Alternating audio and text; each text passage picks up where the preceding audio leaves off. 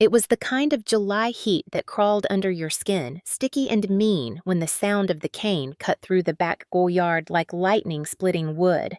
I remember the smell of wet soil and iron. My knees were pressed into the dirt, the sun burning the back of my neck, the grass glued to my skin.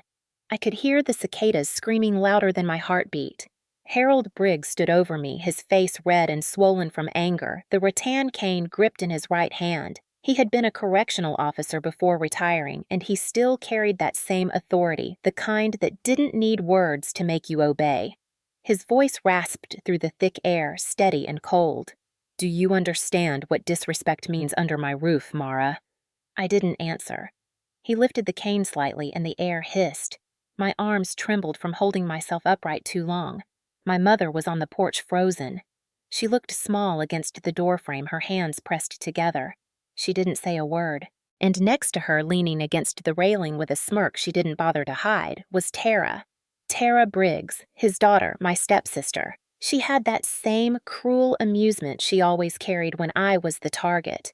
She stepped down into the yard, her sandals brushing the dirt. She bent over me so close I could feel her breath, and with one hand she grabbed a fistful of my hair. Her nails scraped against my scalp as she yanked my head back just enough for me to see her eyes. They were bright and empty. "Serves you right, teacher," she whispered. I could see the phone in her other hand, the screen glowing. She was recording. My mother whispered something, maybe my name, maybe a prayer. The world around me narrowed. All I could see was the wooden handle of that cane and the sweat dripping from Harold's temple. I had done nothing except transfer a few $100s to my grandmother in Florida, money I earned from summer tutoring. But in Harold's house, everything was about power. He called it discipline. I called it humiliation. The cane cracked through the air and hit the ground near my hand hard enough for the vibration to sting my skin. The sound made the birds in the oak trees scatter. He didn't hit me then, not yet. He wanted to watch me flinch. "Say it," he growled. "Say you were wrong." My throat was dry, my pride heavier than the heat pressing on my back. I stayed silent. His shadow fell across me like a stain. The cane rose again.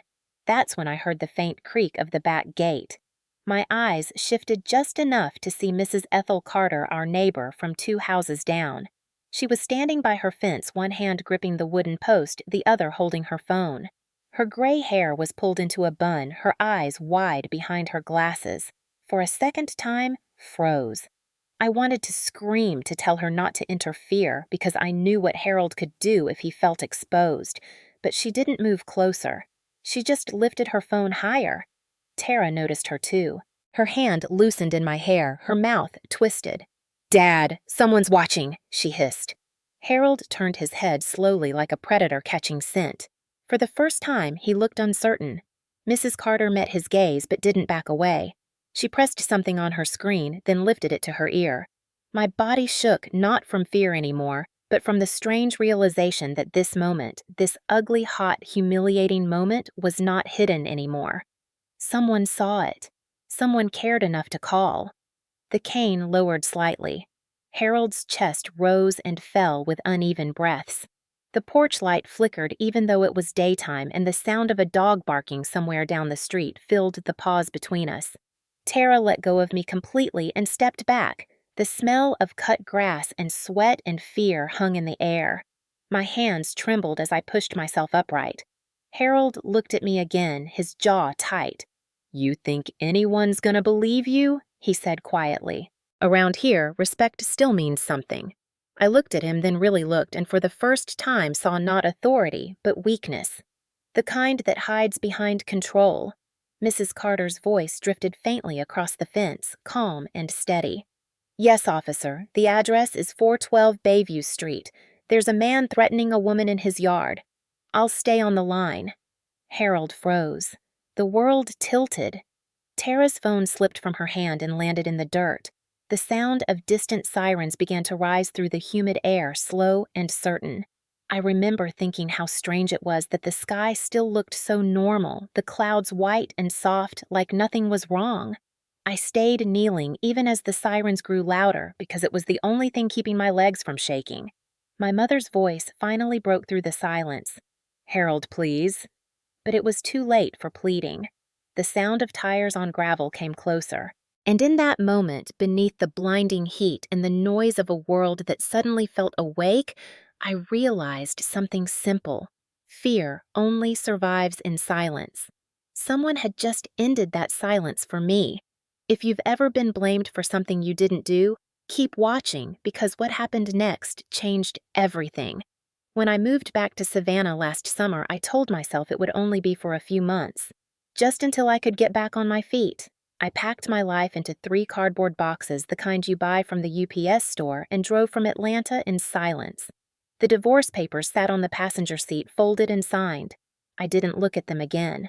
My ex-husband Ethan had kept the apartment and most of what was inside it. I didn't fight him. After 4 years of trying to build a marriage on patience, I no longer had the strength to fight for furniture. I just wanted air. My mother's house in Savannah was old and narrow, with peeling paint and a porch that creaked when you stepped on the middle plank. I used to love it as a child, back when it was just her and me. But when I arrived that July afternoon, there was a new car in the driveway and a new name on the mailbox: Briggs. She had remarried 3 years earlier. Harold Briggs had been a correctional officer before retirement. My mother told me he was disciplined, reliable, and respected in the community. The first time I met him, he shook my hand too tightly and said, "Welcome home, young lady," like he was doing me a favor. That tone never changed. I could feel it even when he was silent. His daughter Tara lived there too. She was 26, loud, and the kind of pretty that made people forgive her attitude. She looked at me as if I was a guest who had overstayed her welcome. At dinner, she scrolled through her phone and called me the divorce loser when Harold laughed at one of his own jokes. My mother winced but didn't correct her. That was how the house worked now. Harold spoke. Tara echoed, and my mother kept the peace by pretending not to hear. I tried to make myself small. I started teaching online summer classes to pay my bills, grading papers from my room, with the old fan humming in the corner. When I wasn't working, I helped my mother in the garden or cooked dinner before Harold came home. It was easier to stay busy than to argue. The first sign of his control came quietly, almost politely. One evening, as I was washing dishes, he leaned against the counter and said, "You're earning again, right?" I nodded. "Good. Then you can start paying a little rent. Living under my roof isn't free. I didn't mind helping. I offered him $300 from my teaching income." He smiled, not with gratitude, but ownership. He asked how much I earned in total. When I hesitated, he reached for the dish towel and wiped his hands slowly. "I just like knowing what's going on in my house," he said. The next week, I found my phone in a different spot on my desk, like someone had picked it up. When I asked, Tara laughed. "Dad likes to keep things organized."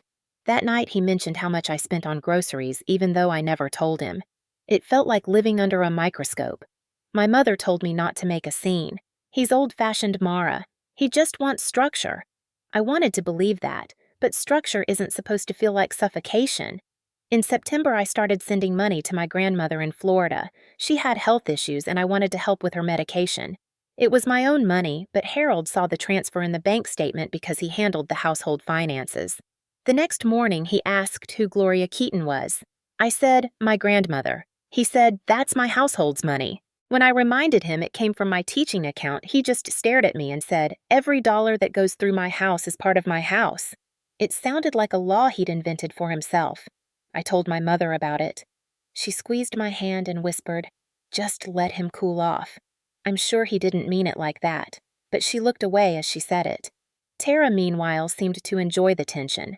She made small comments at breakfast, little digs about my failed marriage, about how I was lucky her father took us both in. Once I came home from tutoring a student online and found her sitting at my desk scrolling through my laptop. When I asked what she was doing, she shrugged. Dad said I could. That was how power worked in that house. Permission flowed downward. I tried to stay calm, to remind myself that I was an adult, that I could leave any time. But the truth was I had nowhere else to go. Rent prices were brutal, and my savings were almost gone. So I told myself this was temporary. I would save up, find a small apartment, and leave before the school year ended. Every night I repeated that plan in my head like a prayer. But plans don't protect you from people who need control like oxygen. As the summer faded, Harold's comments grew sharper. He'd mention the electricity bill if I stayed up grading late. He'd complain that my car used his driveway space. Once, when I accidentally left the porch light on, he said I spent 25 years teaching grown men respect, and I can do it again if I have to. The words sounded casual, but they stuck to me like sweat. My mother pretended not to hear. Tara smiled.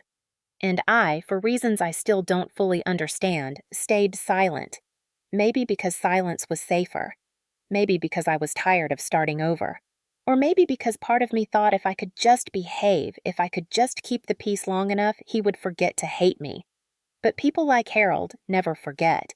They collect obedience like trophies, and they display fear like proof of success. By October, I knew I had become part of his collection. I just didn't know yet how far he would go to keep me there. The morning it happened started like any other humid and slow. The air smelled of cut grass and coffee, gone bitter on the counter. I was sitting at the kitchen table finishing an online lesson plan when Harold's voice broke through the stillness like a slammed door. "Mara, what is this?" His tone was flat at first, but it carried that heavy weight. I'd come to recognize something that started small and always ended in chaos. He was holding a printed bank statement in one hand, the rattan cane in the other. The cane wasn't new. It leaned against the wall by the back door like a decoration from another era. My stomach dropped. He had printed my account from the shared computer. He jabbed a finger at one line on the paper. "Transfer to Gloria Keaton, $200. I opened my mouth to explain, but he cut me off. "You stole from this house." I stared at him.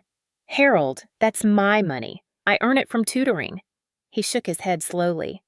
"Not when you're under my roof. Every dollar in this household falls under my responsibility. You don't make decisions behind my back." Tara appeared behind him, barefoot, hair up in a messy bun, holding her phone like a weapon disguised as a toy. Her smirk was small practiced. "What's going on?" she asked, but her tone already said she knew. Harold didn't answer. He pointed toward the back door. "Outside. Now." My mother's voice came from the living room, soft pleading. "Harold, please." He didn't even glance at her. She followed us out onto the porch anyway, wringing her hands. The sun was brutal, pressing down like punishment. I could feel the boards of the deck burning under my bare feet. Harold stood in the middle of the yard and motioned for me to come closer. Tara hovered near the steps, already raising her phone. I realized then she was recording. Harold's shadow stretched long and dark across the grass. "You think you can disrespect me in my own home," he said. "Helping your grandmother is not disrespect," I whispered. His face reddened. He stepped closer. "Do you know what disrespect got people where I used to work?" He didn't wait for an answer. The cane swung through the air with a sharp hiss, stopping just short of my arm. The air itself seemed to shatter. My mother gasped. Harold's eyes were wide, not from anger, but something worse, satisfaction. He brought the cane down again this time, hitting the ground beside my foot. Dirt scattered onto my leg. "Get on your knees," he said quietly. His voice was calm, rehearsed. I stood frozen. He raised the cane higher. My mother whispered, "Harold, stop, please." Tara moved closer, filming. The phone's red light blinked like a cruel heartbeat. I could see my own reflection in the black glass, small trapped, ashamed. I don't know what made me sink to my knees. Maybe it was fear. Maybe exhaustion. Maybe the realization that no one in that yard would stop him. The cane came down again, striking the dirt near my hand. The vibration rattled through my bones. He called me ungrateful, spoiled, disrespectful. Every word felt heavier than the heat. Tara's laughter cut through the noise. "Serves you right," she said, her voice sharp and delighted. My mother covered her mouth, tears spilling down her cheeks, but she didn't move. I could taste the salt of sweat and dust. The air buzzed with cicadas and humiliation. I wanted to vanish. Harold circled me like a warden. "This is how you learn." His shadow fell over me again, swallowing the light. I heard footsteps near the fence, a faint crunch of gravel. I didn't look up, but I knew. Mrs. Carter was there again. She must have seen me from her kitchen window. Her voice trembled across the fence. "Harold, everything all right?" He didn't respond. He kept his eyes on me. I said, "Is everything all right?" She repeated louder this time. My mother finally turned toward the fence, waving a shaking hand. "It's fine, Ethel, just a misunderstanding." Mrs. Carter didn't sound convinced. Her voice dropped quiet but firm. "I don't think it is." Tara lowered her phone, slightly uneasy now. Harold straightened his back. Inside, he said, "Everyone. Now." I stood slowly, my legs stiff. The cane brushed against my arm as he walked past me, a warning disguised as an accident. The three of us went back into the kitchen. My heart felt like it was still outside, pounding against the sunlight.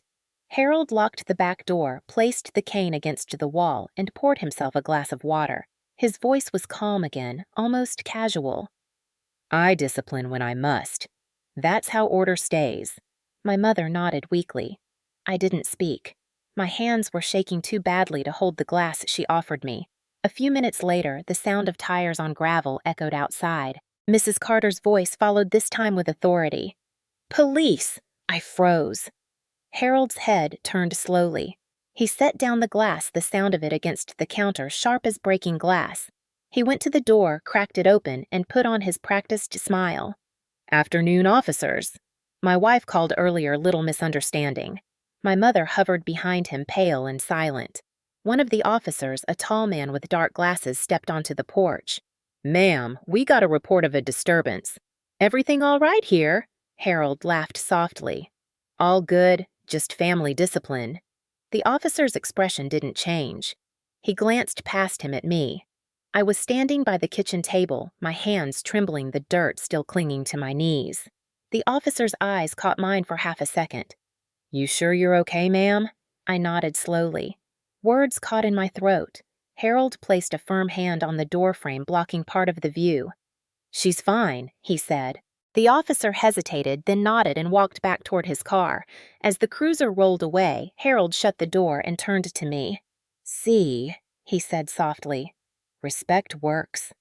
I stood there, still trembling, realizing that even when someone knocked on the door, I had remained silent. Not because I didn't want help, but because I didn't believe I deserved it. That was the worst part of it all. He hadn't just taken my voice. He'd made me believe it wasn't worth hearing. That night, the house was quiet in a way that made every sound feel wrong. The hum of the refrigerator seemed louder, the floorboards creaked under the smallest step, and even the crickets outside had gone still. My mother sat across from me at the kitchen table, a cup of tea trembling in her hands. Her eyes were red but dry. "I'm sorry, Mara," she whispered. "He shouldn't have gone that far." For a moment, I thought she might say more, that she might finally admit what we both knew, that Harold's version of discipline was cruelty dressed in rules. But then she looked down at her cup and added softly, "Don't make this a big thing, please. You know how he gets when he feels cornered." Her words landed like another blow, softer but deeper. I nodded because arguing would only make her shrink further into guilt. The bruise on my arm pulsed with each heartbeat. I told her I was fine, that I just needed sleep. It was a lie neither of us believed. That night, I didn't sleep. I lay awake, listening to the air conditioner buzz my mind, replaying the scene in the yard over and over. The way Tara's laughter had echoed off the fence. The way my mother had stood, frozen hands pressed to her mouth. The sound of the cane cutting through the air haunted me. Sometimes I thought I still heard it when the ceiling fan moved. Days passed, but the silence didn't fade. My mother acted as if the whole thing had been a strange storm that had already passed. Harold returned to his routines, reading the newspaper, mowing the lawn, drinking his coffee black, and I pretended not to flinch when I heard his footsteps behind me. Tara avoided me for a few days, then started humming again in the kitchen as if nothing had happened. I walked through the house like a guest in someone else's life. Every time my phone buzzed, my heart jumped. One afternoon while I was grading assignments, a video call flashed across the screen. It was Laura Green, a friend from my teaching program. She had always been the kind of person who noticed too much. When her face appeared smiling at first, it quickly shifted. "Mara, what happened to your arm?" I glanced down and realized the bruise had darkened into a deep violet, visible even under the short sleeve of my t-shirt. I tried to move my arm out of view. "Nothing," I said. "Just an accident." Laura raised an eyebrow. "I teach kids for a living," she said quietly. I know when someone's lying to keep the peace." Her words made my throat tighten. She leaned closer to the camera. "Listen to me. I don't know what's happening there, but you need to start documenting everything. Every bruise, every word, every threat. Don't confront him yet. Just protect yourself." The call ended with her eyes still watching me as if she could see through the walls of the house. That night, I stared at the bruise under the lamplight and felt something I hadn't felt in weeks, a flicker of control. I took a picture. My hands shook, but I did it anyway. The next day, I went into town and bought a small camera, the kind meant for baby monitors. I told the cashier it was for my classroom. At home, I set it up on the bookshelf facing my desk, the tiny red light barely visible. Each night, I checked to make sure it was still recording. Each morning, I saved the files to a hidden folder on my laptop. It wasn't courage yet, but it was preparation. Harold started noticing my distance. He'd catch me writing in a notebook or glancing at my phone and say, "You're quiet these days. Guilt suits you." I'd nod, pretending to agree and slip away. My mother tried to talk to me once more, whispering in the hallway when Harold was asleep. "You have to understand him," she said. "He's just proud. He likes control." "That's not control," I wanted to say. "That's fear." But the words stayed in my mouth. After she left, I looked at the notebook on my desk and wrote a single line. I used to teach children to use words, not fists. Now I couldn't even speak for myself. I read it over and over until the letters blurred. Weeks turned into months. The bruise faded, then another appeared smaller from when Harold had grabbed my wrist too tightly after I reached for the TV remote. I photographed that too. Sometimes late at night, I watched the recordings not to relive it, but to remind myself that it was real. Abuse thrives in doubt, and Harold was an expert in making me question my own memory. He'd say things like, "You're too sensitive," or, "You remember wrong, Mara." Those phrases worked like spells, erasing the edges of what had happened until I almost believed him. Almost. But then I'd play the clips on my laptop and see the truth frame by frame. The tone in his voice. The fear in mine. The silence between. It was all there. And in that silence, something began to shift. I started walking outside, more timing my errands when Harold was gone. Mrs. Carter would wave from her porch, her eyes full of quiet questions she didn't ask. Once, she handed me a jar of peach jam and said, "You don't owe anyone your silence, dear." The words startled me. I smiled and thanked her, but my chest felt tight for the rest of the day. I wasn't ready to stop being silent yet, but I was starting to see that silence was a choice. By November, I had enough footage, enough photos, enough notes to fill a small folder labeled Truth. I hid it inside an old binder from my teaching days. I didn't know what I would do with it yet, but it felt like armor. For the first time since moving back, I could look at my reflection without feeling erased. The night before Thanksgiving, Harold walked past my room and stopped in the doorway. He smiled without warmth. "You've been real quiet lately, Mara." "I like that." I smiled back. "I know." He nodded satisfied and walked away. That was the last time I ever smiled to make someone dangerous feel safe. It happened on a Friday night in early December when the air in Savannah carried that damp chill that seeps through windows and memories alike. Harold had gone to his veterans club, leaving the house half drunk on authority, and Tara stayed behind with a bottle of white wine and her phone. I was upstairs grading essays, the murmur of their voices downstairs muffled through the old floorboards. Around 11, laughter rose from the kitchen high, cruel, and careless. I heard Tara bragging to someone on the phone. "You should have seen it," she said, slurring the words. He made her kneel like a kid. "Dad knows how to teach respect." I froze mid-sentence. My pen hovered above a student's paper. The sound of her laughter twisted something in my chest. Then she added, "I even got it on video." The guy on the other end must have asked her to send it because she giggled and said, "Maybe it's kind of our little secret." My pulse quickened. I stepped into the hallway and crept down the stairs quietly, my sock catching on a nail. Tara was sprawled across the couch phone in one hand, a half-empty glass in the other. Her eyes were glassy, her hair messy, and the screen's light reflected off her face like a confession. The call ended and she dropped the phone beside her with a laugh. I stood there in the dark for a long moment, the only sound the ticking of the kitchen clock. I knew I couldn't confront her. I had learned that lesson too many times, so I waited until her breathing deepened the lazy rhythm of drunken sleep. Then I crossed the room slowly, careful not to step on the creaky tile by the counter. I picked up her phone. The screen unlocked with her thumbprint still registered. I scrolled through her gallery, each photo like a window into her carelessness mirror selfies, bar nights, and then the thumbnail that stopped me cold. It was the yard, the sunlight, the fence, and me kneeling in the dirt. My stomach turned. I tapped it open. The video started mid-sentence. Harold's voice thundered low and sharp. "Say it. Say you were wrong." Then the cane cracked the dirt beside my hand.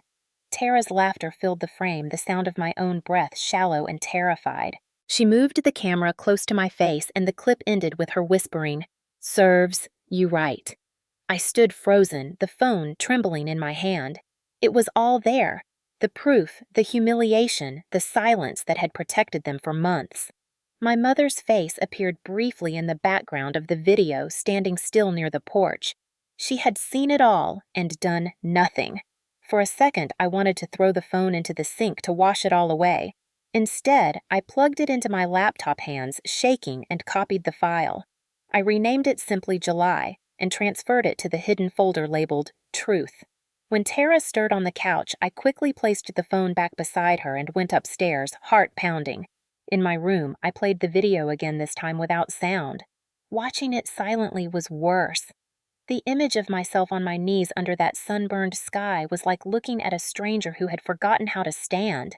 By the next morning, the weight of that file on my laptop felt unbearable. I knew I couldn't keep it to myself forever. I needed someone who could see it for what it was, evidence, not just pain. That afternoon, I drove into town and parked behind the small coffee shop near the police station. My hands wouldn't stop shaking. I scrolled through my contacts until I found the name David Chin. He had been a year ahead of me in high school, now working as an investigator with the Savannah Police CID. We hadn't spoken in years. I typed a message before I could talk myself out of it. "David, it's Mara Keaton. I need to show you something. Please don't tell anyone yet." He replied within minutes. "Meet me at the back entrance in 10. When I saw him, time folded for a moment. He looked the same steady, thoughtful eyes, now lined with the fatigue of seeing too much truth. We sat in his car, the air thick with the scent of rain and coffee. I handed him the USB drive. "What is it?" he asked. I told him everything, my words spilling out like a confession I had rehearsed in silence for months. He plugged it into his laptop, watched the first few seconds, then stopped. He closed the laptop and turned to me. "Mara, this is serious. This is evidence of assault." I nodded. "I know." He ran a hand over his jaw. "I can't file this yet, not without a report from you. And if you file, it's going to escalate fast. I've seen men like him. They don't back down quietly." My voice trembled. "So what do I do?" He looked at me for a long moment.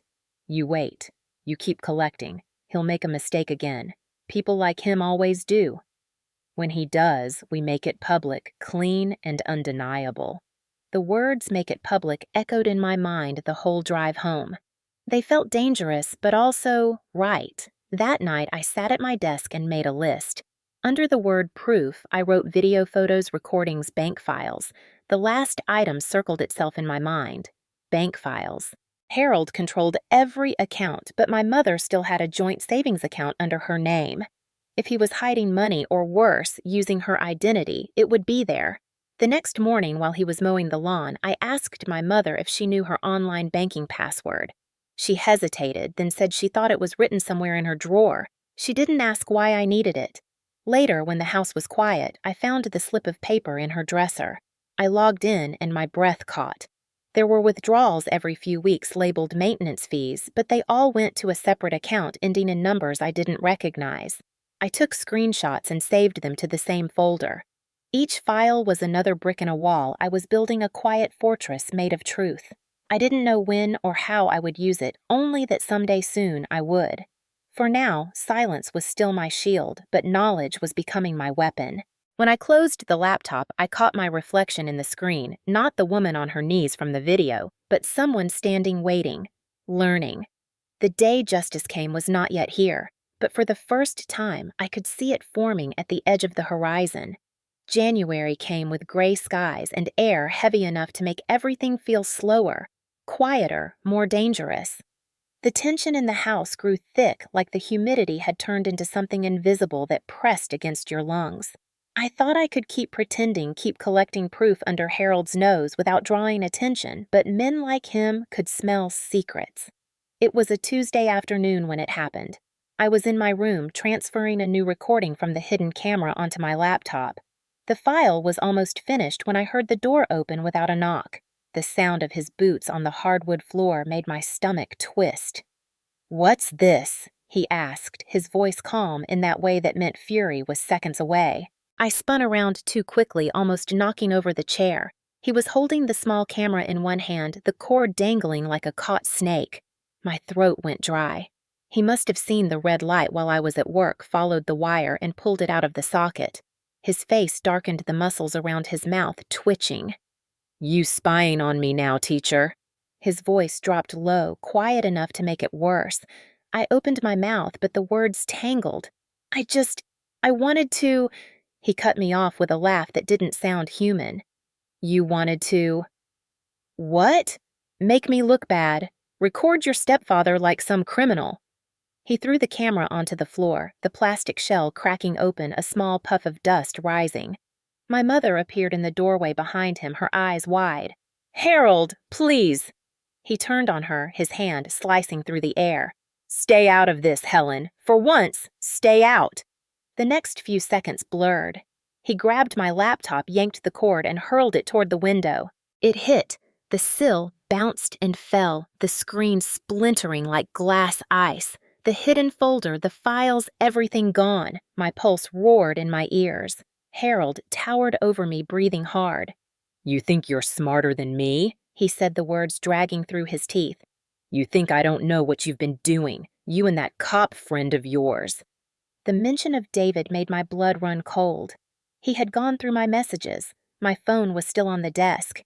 He picked it up, scrolled once, and then looked at me with a smile that felt carved from stone. "So this is who you run to when you can't handle your own family." He raised the phone above his head and stepped toward the open window. "No," I whispered, but the sound barely left my lips. The phone flew through the air, a dark shape against the pale winter sky, before splashing into the pond behind the house. The ripples spread slowly, mocking me. For a moment, the world went silent again, just like it had that day in the yard. I thought I would break. But instead, something in me froze solid. Harold waited for me to scream, to beg, to cry some proof that he still had power. I didn't give him any. I stood there shaking but quiet. My eyes met his, and for the first time I saw confusion. Fear thrives on reaction, and I gave him none. My mother stood frozen, her hand over her mouth. When Harold stormed out muttering about teaching me a lesson, she sank into the nearest chair. I walked past her without a word, stepping over the shattered pieces of the camera. My hands were steady, my heartbeat steady. It was like something inside me had clicked into place, a kind of focus that only comes when you have nothing left to lose. That night, after everyone went to bed, I pulled on a sweater, grabbed my coat, and slipped out through the side door. The moonlight reflected off the pond where my phone had sunk. The air was sharp, cutting against my cheeks as I walked toward Mrs. Carter's house. Her porch light was still on, as it always was. I knocked softly once, twice. She opened the door within seconds, as if she had been waiting. Her robe was tied tightly around her waist, her silver hair messy, but her eyes alert.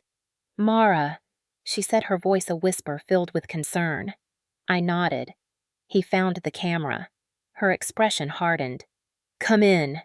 The warmth of her house hit me like a blanket. The faint smell of cinnamon and old wood filled the air. She poured me tea without asking and waited until my hands stopped trembling before speaking. "You knew he'd find it eventually, didn't you?" she said gently. I nodded again. He threw my phone into the pond. "All my files, the evidence, they're gone." Mrs. Carter's lips pressed into a thin line. "Not all of it." I frowned. "What do you mean?" She walked over to a cabinet and pulled out a small flash drive. "My camera caught part of what happened last summer. The angle isn't perfect, but it's clear enough to see what he did. I didn't know if you wanted me to keep it, but I did. I stared at the flash drive like it was a lifeline. She placed it in my hand. I didn't back it up anywhere else, she added. You hold it now. My throat tightened. Thank you. She looked at me the way only women who've lived long enough to recognize pain can. You can't stay silent forever, Mara. Silence keeps men like that comfortable. The words landed heavy, but this time they didn't break me. They built something. We sat together at her kitchen table, two women bound by what we'd seen and couldn't unsee. I told her about David, about the files, about the way Harold always seemed untouchable. She listened without interrupting, then said, The truth doesn't stay buried. It waits for the right hands, the right moment. Her eyes met mine. We'll make sure the right people see it. For the first time, the word we didn't feel like pity. It felt like an alliance. We mapped it out in whispers over the sound of the clock ticking. She had neighbors with connections at the community center, people who could ensure that if the video ever surfaced, it would reach the right eyes before Harold could twist the story. I wrote everything down in my notebook, every date, every name, every account detail I could remember from the stolen files. By the time I left her house, the sky was paling. The first light of dawn spread across the quiet street.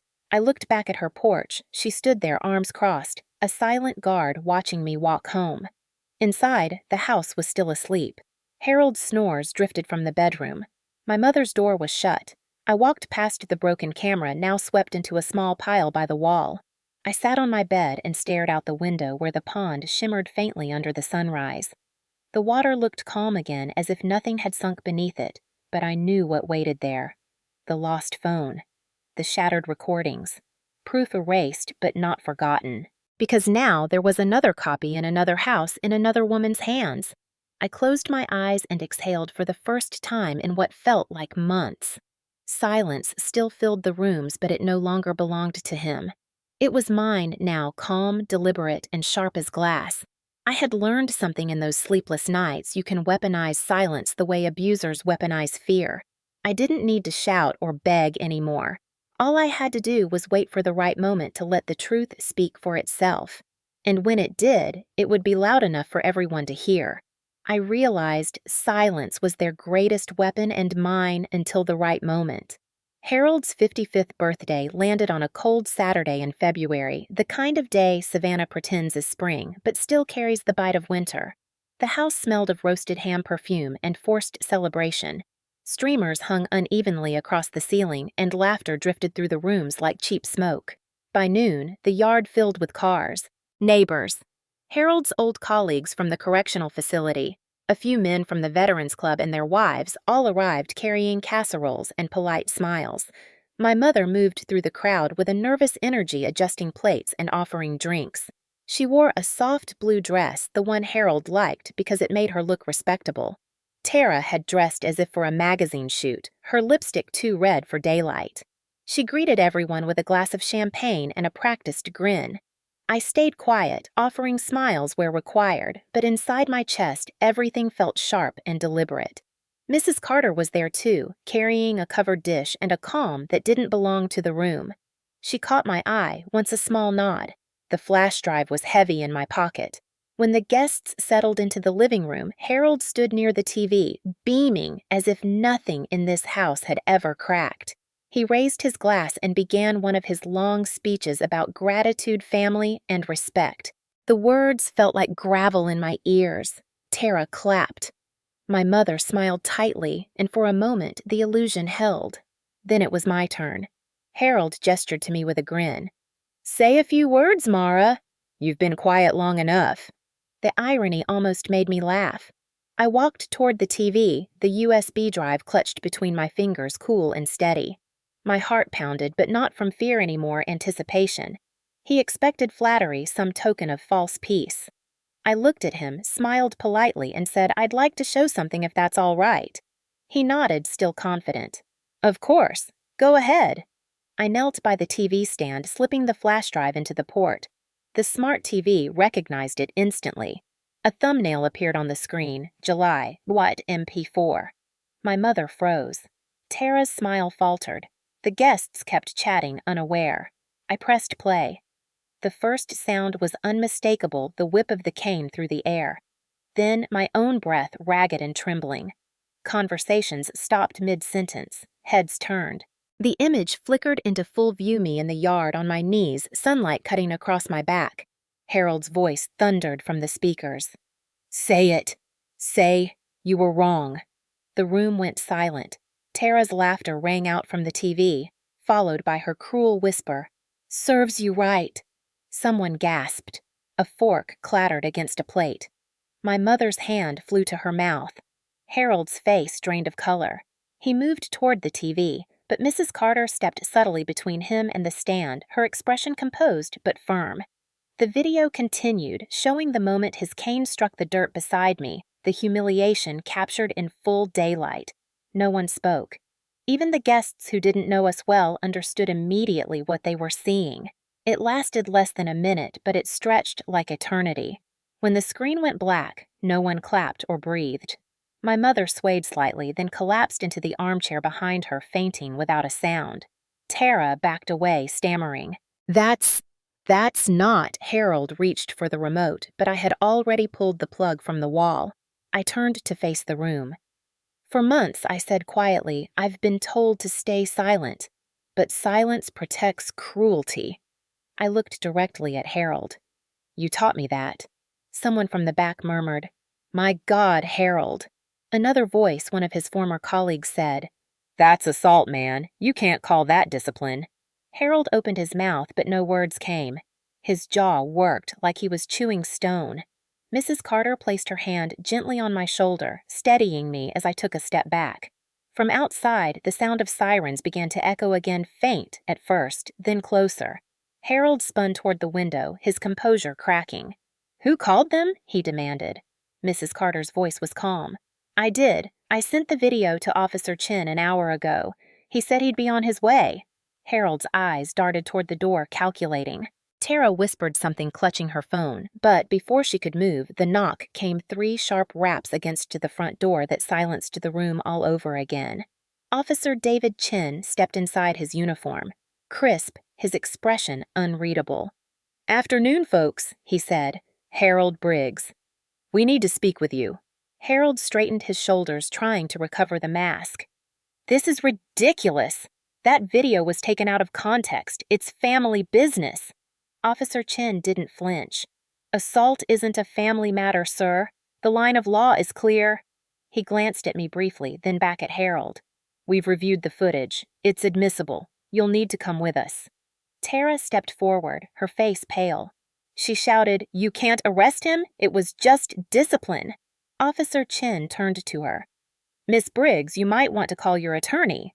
There's a warrant for questioning you as well, based on your involvement in filming and encouraging the act." The room buzzed with shocked whispers. Harold lunged towards me suddenly, his voice low and dangerous. "You think this ends me? You think you've won?" Officer Chin moved between us. "That's enough, sir. Hands behind your back." The sound of the cuffs clicking shut was small but final. Harold's fury cracked into disbelief as the officers guided him toward the door. Outside, neighbors had begun to gather, drawn by the commotion. Phones lifted, recording the once untouchable man led to the patrol car. Tara stumbled out behind them, her perfect lipstick smeared, shouting something incoherent before breaking into sobs. Mrs. Carter stayed beside my mother, who had begun to stir, dazed and pale. I sat on the edge of the couch, my hands clasped so tightly they hurt. Officer Chin returned once Harold was in the car. He looked around the room, then at me. "It's done," he said quietly. "The evidence is solid. You did the right thing." I wanted to thank him, but my voice wouldn't come. Instead, I just nodded. The house emptied slowly after that. Guests left in silence, some shaking their heads, others patting my shoulder as they passed. By dusk, only Mrs. Carter, my mother, and I remained. The cake sat untouched on the table, the words, "Happy Birthday," Harold melting into illegibility. My mother finally spoke, her voice trembling. "How could you?" She stopped herself. The words weren't anger. They were shame. I knelt beside her, taking her hand. "It's over," I said softly. She looked at me with eyes that seemed older than they had that morning. "Over?" she whispered. "People will talk." I smiled faintly. Let them. Truth deserves witnesses. That night, the video spread faster than gossip ever could. Someone had recorded the playback during the party and posted it on a neighborhood forum. Within hours, it reached the local news feed. The headline was simple: "Local man's birthday turns into arrest after shocking video played during party." Comments flooded in outrage, support, disbelief. I didn't read them all. I didn't need to. I sat by the window watching the flashing lights fade from the street and felt something inside me unclench for the first time in years. The air was cold, but it was mine. Mrs. Carter stood at the door, ready to leave. "You did well," she said. I met her eyes. "You did too." She smiled, the kind that comes from knowing justice had found its way through quiet hands. After she left, I looked around at the living room one last time. The decorations, the empty glasses, the overturned chair where Harold had stood. The silence that filled the house now wasn't the heavy, fearful kind. It was clean, honest. I whispered to myself almost as a reminder. This is what truth sounds like. The week after the arrest felt like a blur stitched together by phone calls, police statements, and the hum of quiet disbelief that hung over Savannah's old streets. News traveled faster than the moss that grew on the oaks. By Monday morning, Harold's name had appeared in the Savannah Herald, former correctional officer, arrested for domestic battery and assault. The photo beside it showed him being led to the patrol car, head down, eyes hollow. The community that had once respected him as a stern but reliable man now looked at him with something closer to disgust. The first court hearing was brief. Harold appeared in his old suit, his wrists still faintly marked from the cuffs.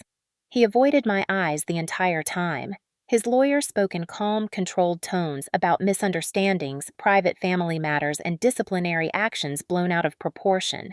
The judge didn't flinch. The video was played again, this time in a courtroom filled with strangers who didn't look away.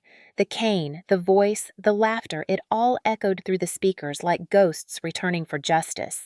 The judge set bail at $50,000 and ordered Harold to remain in custody until trial due to the nature of the charges and the community outrage. He was officially charged with aggravated assault and domestic battery enhanced by evidence of coercive control. Tara's case came next. The district attorney's office reviewed the footage and charged her as an accomplice to assault, citing her active encouragement and participation. She cried during the arraignment, claiming she had been manipulated, that she didn't know what she was doing. The courtroom was silent except for the click of reporters' cameras. When she saw me sitting in the back, she looked away quickly. My mother was not in court that day. The police had advised her to stay temporarily with relatives while the investigation expanded into the household's finances and patterns of abuse. She didn't resist. For once, I think she was too tired to defend him. I moved out 2 days later. Miss Carter opened her door before I even knocked. "You're staying here?" she said simply. I tried to protest, to say I didn't want to be a burden, but she waved a hand. "Child, I raised 3 kids in this house and buried 2 husbands. You won't take up more space than I can spare." The warmth of her words melted a tension I hadn't realized I'd been holding. Her guest room became my sanctuary. The walls were lined with old photographs, the kind where everyone still believed in better tomorrows. The first night there, I slept for 10 straight hours. When I woke, sunlight poured through lace curtains, and for the first time in months, I didn't wake to shouting. The next few weeks passed in slow recovery. Officer Chin visited often, partly for procedural updates, partly, I think, to make sure I was really eating and sleeping. He explained the process, how the evidence would be handled, how I might be called to testify, how long it could all take. His professionalism steadied me, but his small kindnesses, the coffee he brought, the way he never forced conversation, did even more. Meanwhile, Savannah reacted. The video had gone viral beyond the neighborhood forums. Local talk shows debated it. Church groups discussed it. At first, I hated the attention. Then I started getting letters. Some came from women I'd never met. Teachers, nurses, mothers, each one sharing a story that sounded like mine. Each ending with a thank you for making the silence break. My principal, Mrs. Leary, called me one afternoon. Her voice was soft. "Mara, the staff and parents want you back when you're ready. We started a small fundraiser to help replace your teaching equipment." "You didn't have to," I said. She laughed lightly. "You didn't have to stand up, but you did. Let us do our part. Within a week, the donations covered a new laptop software, even classroom supplies. It wasn't about the money, it was the message, "You're not alone." At Mrs. Carter's house, I began building small routines again. Morning coffee on the porch, evening walks to the river. Sometimes she'd sit beside me knitting, not saying much. That was her gift, knowing silence could heal too when chosen freely. The legal process moved forward with its usual glacial pace. Harold's lawyer filed for leniency, citing his years of public service and supposed mental strain. The prosecution countered with witness statements, psychological evaluations, and the footage. The judge denied leniency. During one hearing, I saw Harold glance at me briefly for the first time since the arrest. There was something new in his eyes, fear perhaps, or the recognition that I no longer lived inside his control. I didn't look away. Tara's plea deal came next. She agreed to community service and mandatory counseling in exchange for cooperation. Her lawyer claimed remorse, but her statements were hollow. When the judge asked if she had anything to say to me, she whispered, "I didn't think it would go that far." I stayed silent, not from bitterness, but because no explanation could untie the knot she had helped tie.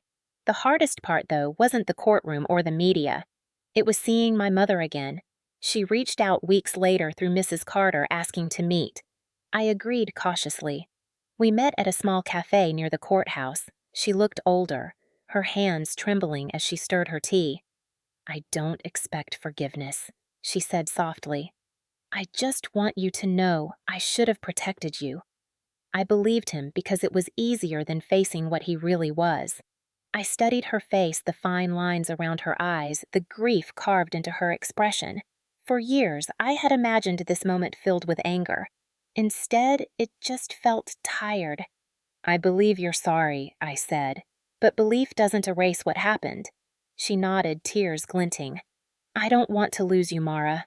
I sipped my coffee, then met her gaze. "You lost me the moment you looked away in that yard. But maybe one day we can find something else. Not what was, but what's left." We parted without promises, just a quiet understanding that healing like justice doesn't always look like reunion. Months passed. The trial date drew closer, and the community's attention waned as it always does. But the mark remained.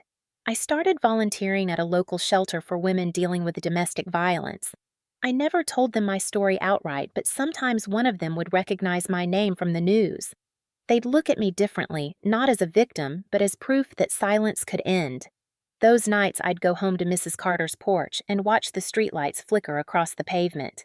One evening, Officer Chin stopped by after work. He leaned on the porch railing, looking out at the quiet neighborhood. "You ever think about leaving Savannah?" he asked. "Sometimes," I said. "But I think I'm meant to stay. There's something here worth rebuilding." He nodded slowly. "You know, justice doesn't always feel good at first. It's more like surgery than victory. You cut out what's killing you and it hurts before it heals." I smiled faintly. I know. I felt the truth of it in every breath. Justice isn't peace, it's the start of it.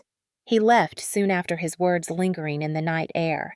By March, the court sentenced Harold to 5 years in state prison without parole for the first 3 reduced from 10 due to his age and previous record. It didn't feel triumphant.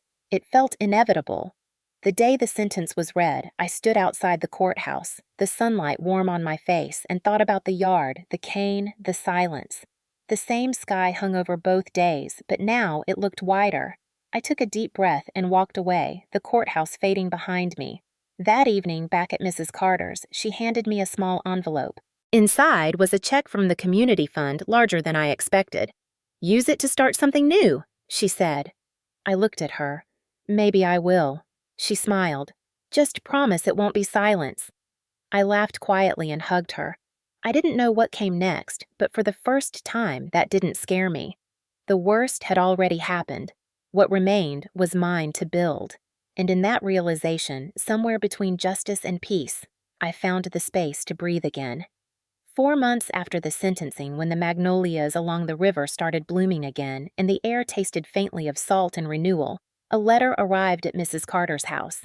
It was addressed in handwriting I recognized immediately, blocky, precise, almost military in its rigidity. My stomach tightened as I stared at it. The return address read Savannah Correctional Facility, inmate number 34127, Harold Briggs. Mrs. Carter found me on the porch and handed it over carefully as though it were fragile or venomous. "You don't have to open it," she said softly. "I know," I replied, but still my fingers traced the edges. I didn't open it that day.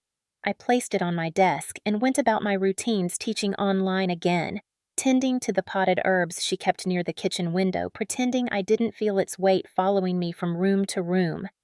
That night, I finally broke the seal. The paper inside smelled faintly of disinfectant and dust, and the words began with something I hadn't heard from him before, Mara. "I am sorry." He wrote about regret, about control, about growing up under a father who taught him that power was love and obedience was safety. He said he'd been wrong, that anger had become his language long before he met my mother. He asked me to help her. "Helen doesn't deserve to suffer for my actions. She's being investigated because of me. Please tell them she's innocent." The words felt rehearsed, the tone calculated, but there was something else in the spaces between the sentences. Fear. Fear of being forgotten, of fading from the world he once dominated. He ended with, "If you can find it in your heart to forgive me, I'll finally be able to sleep." I folded the letter neatly, placed it back in the envelope, and left it on the counter. The next morning, another message came, this one digital. The sender's name made my pulse quicken. Tara Briggs. The subject line read, "I owe you an apology." Against my better judgment, I opened it. Her words were shorter, more chaotic, written like someone who didn't really want to confront herself. "We were jealous," she wrote. "You had everything we didn't. Patience education people liked you. He always compared us to you. I thought hurting you made me stronger. It didn't. I hate what I did. I hope you're happy now." I stared at the screen for a long time. The sentence that struck me wasn't the apology, it was the phrase, "you had everything." It sounded like a confession and an excuse woven together. I closed the email without replying. There was nothing to say that wouldn't reopen wounds I had already cauterized. Mrs. Carter watched me that week, careful not to pry, but always nearby. One evening, she asked, "You thinking about answering him?" I shook my head.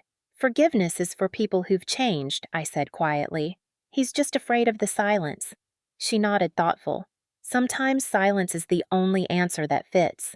The following week, I received a call from Officer Chin. He wanted me to come to the courthouse to clarify a few remaining matters regarding my mother's case. Helen had been cooperating, fully attending counseling and showing remorse. The investigation into her complicity had been reduced to a witness review. I agreed to meet him that Friday. The morning of the hearing, I woke early. The city was wrapped in fog, the kind that makes sound travel slower. I dressed simply, black blouse, gray trousers, and slipped the envelope with Harold's letter into my bag. Not because I planned to read it again, but because it felt like part of the story that needed closure. At the courthouse, the corridor smelled of paper coffee and something faintly metallic. I passed by people whispering in low voices, waiting for their own fragments of justice. When my name was called, I stepped into the room. The lawyer representing the state smiled politely and gestured toward the table. "We're reviewing the final recommendations, Ms. Keaton. If you'd like to submit a statement on behalf of your mother, now would be the time." I nodded slowly and reached into my bag. For a moment, I hesitated, feeling the edges of the envelope between my fingers. Then, I placed it on the table, still unopened this time, and looked the lawyer straight in the eye. "I won't be giving a statement," I said. She looked surprised. "Are you sure your testimony could influence the decision?" I smiled faintly, calm and deliberate. Some people mistake silence for forgiveness. It's just distance. The lawyer paused, studying me, then nodded as if she understood more than I had said. I left the envelope there. It didn't belong to me anymore. As I stepped outside, the fog had lifted, revealing the courthouse steps bathed in late morning sunlight. Across the street, reporters waited with their cameras, but none recognized me. I moved past them unnoticed, grateful for the anonymity. On my way home, I stopped by the river. The water glimmered calm and slow-moving, carrying away the reflection of clouds. I reached into my pocket and found a small, smooth stone one I'd picked up from Mrs. Carter's garden weeks ago. I held it tightly, then tossed it into the river. The ripples spread outward, erasing the image of my hand. behind me, a familiar voice spoke softly. "You look lighter today." It was Officer Chin. He must have followed me out after the hearing. I turned, smiling faintly. "Maybe because I finally stopped carrying ghosts." He nodded, eyes warm. "Sometimes justice isn't about punishment. It's about letting go." We stood there in silence, the sound of the water filling the spaces where words weren't needed. Later that evening, back at Mrs. Carter's house, I found the kitchen filled with golden light. She was baking bread, humming to an old song on the radio. I leaned against the doorway, watching her move with the easy rhythm of someone who's lived through enough storms to recognize calm when it finally arrives. She glanced up and smiled. "You did what you needed to, didn't you?" I nodded. "I think so." She wiped her hands on a towel and looked at me for a long moment. Then she said something I'll never forget. "Forgiveness doesn't always look like mercy, dear. Sometimes it just looks like walking away and never looking back." That night, I sat on the porch, the air warm and still, fireflies flickering in the distance. The letter and the email were both gone now, one left at the courthouse, the other deleted. But their echoes lingered not as pain, but as proof that I had finally stepped beyond the reach of their noise. For years, Harold and Tara had mistaken my quiet for submission. They never understood that silence when chosen becomes power, and that distance once earned can feel a lot like peace. By the end of summer, Savannah had changed in ways only small towns can quietly, decisively, and with long memories. News of the Briggs family lingered like humidity clinging to conversations in grocery store aisles and whispers at church potlucks. People pretended to move on, but no one truly did. Harold's name had become shorthand for hypocrisy. The Department of Corrections terminated him officially within a week of sentencing citing violation of conduct and integrity. The pension he had boasted about for years was suspended pending review. The small gray house with the white porch trim, once a symbol of control, was seized by the bank after missed payments and unpaid fines. For months, it stood empty, its paint peeling the grass overgrown as if the earth itself refused to maintain his memory. Then, one day, a realtor's sign appeared on the lawn, bright and unapologetic. It sold quickly, but no one in the neighborhood wanted to move in. The place had become a landmark of what happens when power curdles into cruelty. Tara fared no better. After her plea deal, she took a job at a small bakery downtown, the kind with a single display case and bell over the door. People came in for croissants and coffee, then realized who she was. Some pretended not to notice. Others whispered openly. The shame settled over her like flour dust. One afternoon, a mother I knew from the elementary school told me she saw Tara behind the counter. She said Tara's smile looked rehearsed and her eyes kept flicking toward the window as if she wanted to escape her own reflection. She was no longer the loud, careless girl who had filmed another woman's pain. Savannah had made sure of that. Helen sold the house soon after. She moved to Charleston to live with her older sister, a woman I barely remembered from childhood holidays. She sent me a letter handwritten shaky. It said, "The house felt haunted. I couldn't stay." She didn't mention Harold. I didn't reply, not because I didn't care, but because some wounds need silence to scar properly. As for Harold, the last I heard, he'd been transferred to a medium security facility 2 hours west. The papers said he kept mostly to himself. Once an article mentioned that he had become deeply religious, attending every chapel service quoting scripture about repentance. It was easier for him to preach about forgiveness behind bars than to practice it outside of them. I didn't read further. I had stopped collecting news about him the way you stop scratching an old injury you learn to leave it alone so it can heal. Life, on the other hand, began moving again. The school board reinstated me in early September. Walking into my old classroom for the first time, I felt both familiar and foreign, like returning to a place from a dream. The smell of chalk dust, the faint laughter from the hallway, the rows of desks, all reminders of a life that had paused and now resumed. The children were too young to know the full story, but they sensed something. One of them, a quiet boy named Sam, left a note on my desk that read, "Glad you came back, Miss Keaton. School's better when you smile." It was the kind of sentence that erases months of darkness in an instant. With the restitution money the court ordered Harold to pay and some donations that had quietly accumulated online, I started something I hadn't planned for a fund to support teachers experiencing domestic violence. It began small, just enough to cover a few legal consultations and temporary housing assistance, but word spread quickly. By December, we had partnered with 2 nonprofits and several schools across Georgia. I named it the Open Classroom, a reminder that learning and safety should always coexist. When the local TV station called asking for an interview, I hesitated. I didn't want to become a spectacle again, but Mrs. Carter insisted, "It's not about fame, dear. It's about proof that pain can turn into purpose." So I agreed. The interview took place on a crisp autumn afternoon outside the school near the oak trees that dropped golden leaves like confetti. The reporter was young, eager, her voice soft but curious. She asked about the fund, the trial, the aftermath. I kept my answers calm, factual. I didn't use Harold's name once. "Why start this foundation?" she asked. I looked at the camera and said, "Because too many people think silence keeps peace. It doesn't. It just keeps bruises hidden." She paused, then asked the question every journalist saves for last. "Do you believe justice was served?" I smiled slightly, the kind that comes from surviving something instead of winning it. "Justice isn't peace," I said. "It's the start of it."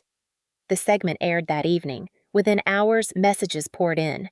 Former students, colleagues, even strangers reached out sharing stories, donations, encouragement. The video spread beyond Savannah, reposted by advocacy groups and educators. Someone commented, "She turned survival into a curriculum." I didn't know whether to laugh or cry, so I did both. A week later, Mrs. Carter showed me a clip from a national morning show where the host briefly mentioned the open classroom. They called it a quiet revolution born in a small Georgia town. I watched for a moment, then turned off the TV. I didn't want to live inside that story anymore. It had already taken enough of me. Instead, I focused on the small victories, the first teacher we helped relocate safely, the mother who wrote to say she'd finally left her abuser, the student who drew a picture of a classroom filled with light and labeled it "safe place." Each of those moments felt like a ripple reaching further than the pain ever could. As autumn deepened, I found myself walking to the river, often the same place where I had once thrown away a stone to mark my distance from the past. The air was cool, the water slow. Sometimes I saw Tara's reflection in the faces of women who passed by, reminders of what envy and silence can do when they feed each other. Once I saw her across the street leaving the bakery with a paper bag in her hand. She looked smaller somehow, shoulders rounded, eyes down. For a moment, I thought she might see me, but she didn't. I let her go. Redemption wasn't mine to grant. It belonged to whatever life she built after shame. One evening in November, as I locked up my classroom, Mrs. Carter came by carrying a small box wrapped in brown paper. "This is from the church group," she said. "They wanted to thank you for what you've done." I opened it to find a brass plaque engraved with words that made my throat tighten, "For turning silence into strength."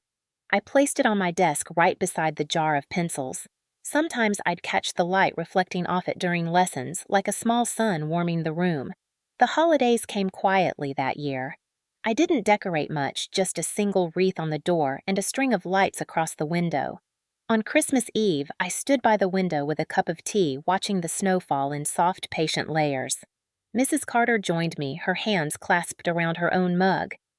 "You ever think about everything that's changed?" she asked. I nodded slowly.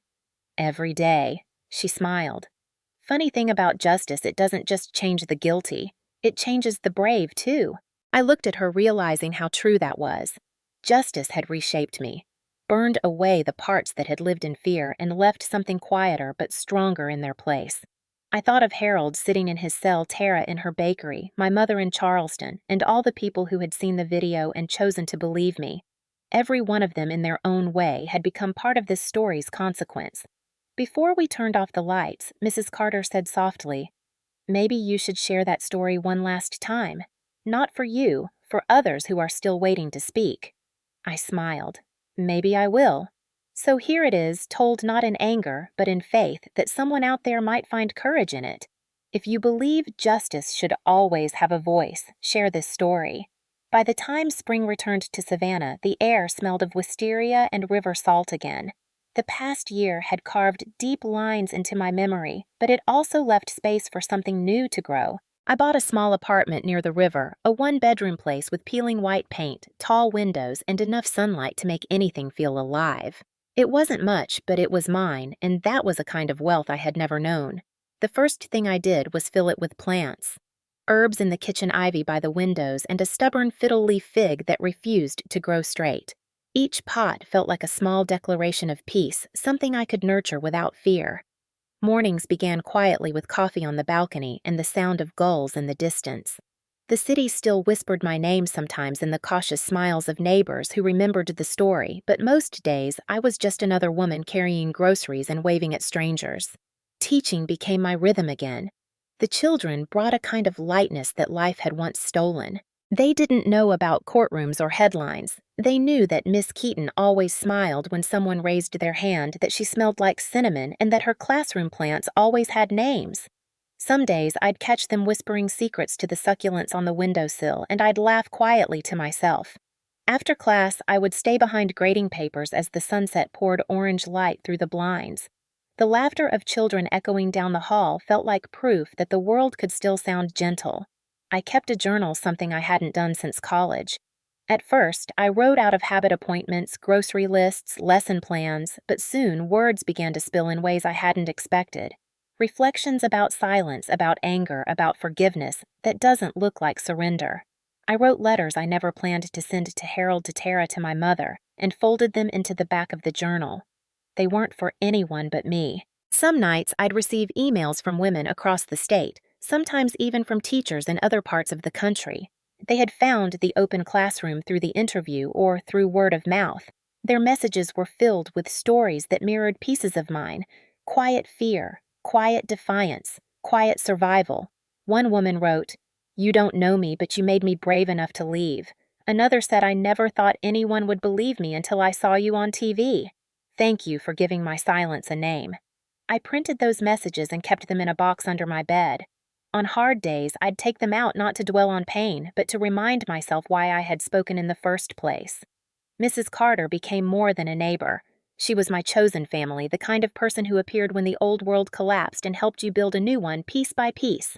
Every Sunday, she'd bring over a pie or a pot of stew, insisting, "You can't live on coffee and conviction alone." I'd laugh knowing she was right. Sometimes we'd sit by the river feeding ducks and talking about everything except the past. She told me stories about her late husband, about how he used to hum old jazz songs while fixing leaky faucets.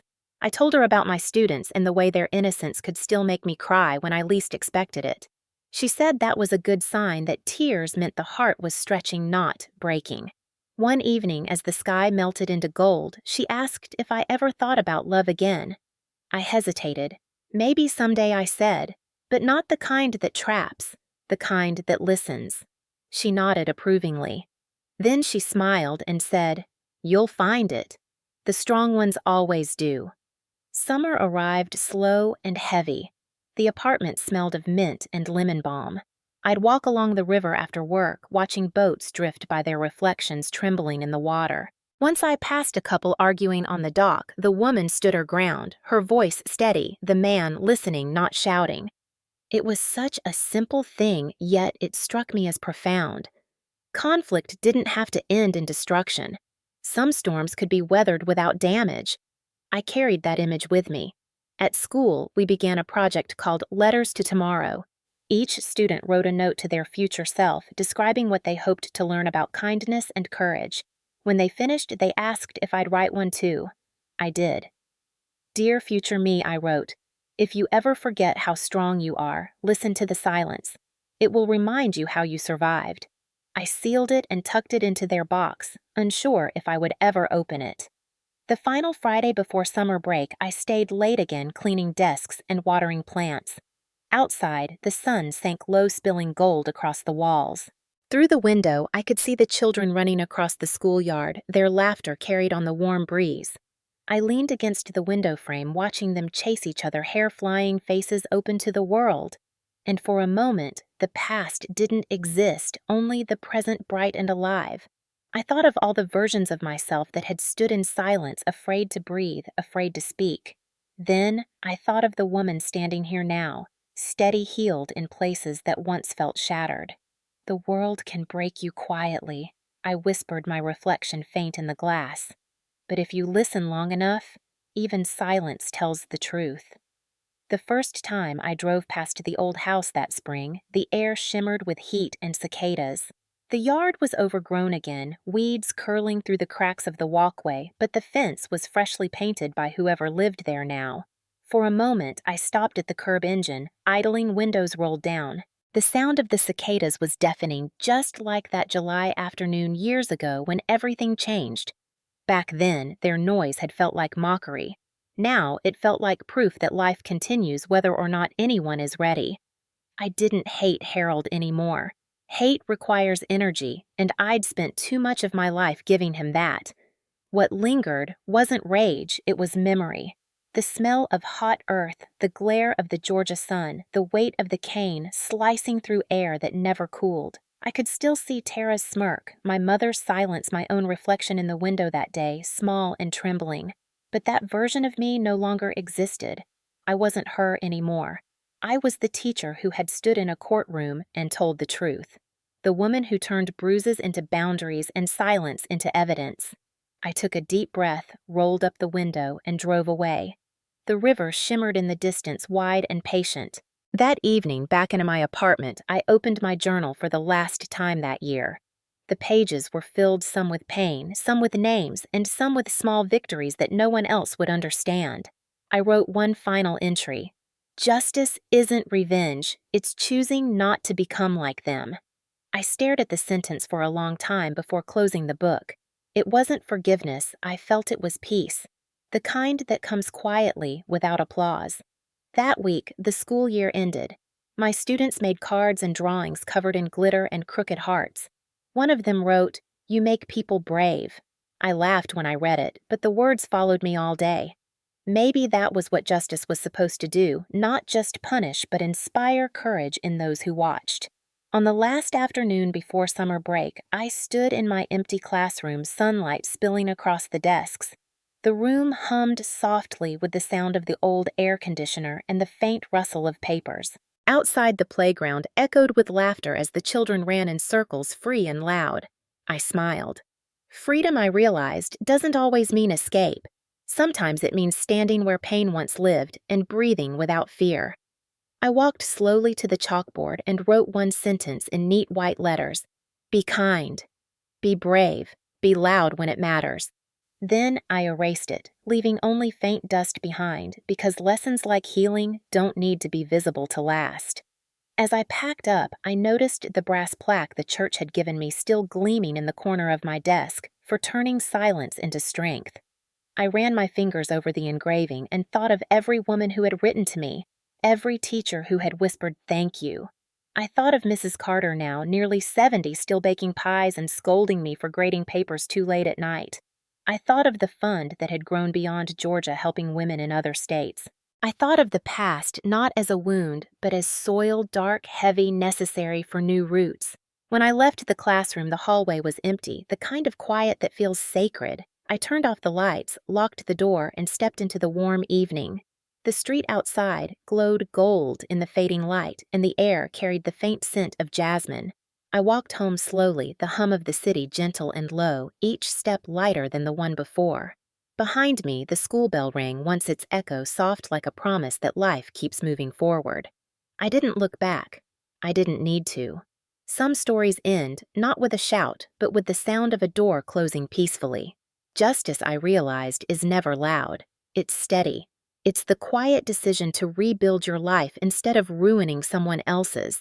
And it's the understanding that silence when chosen is no longer fear, it's power. So if you've ever had to stand up against your own family for the truth, you're not alone. Comment justice if you believe silence should never protect cruelty.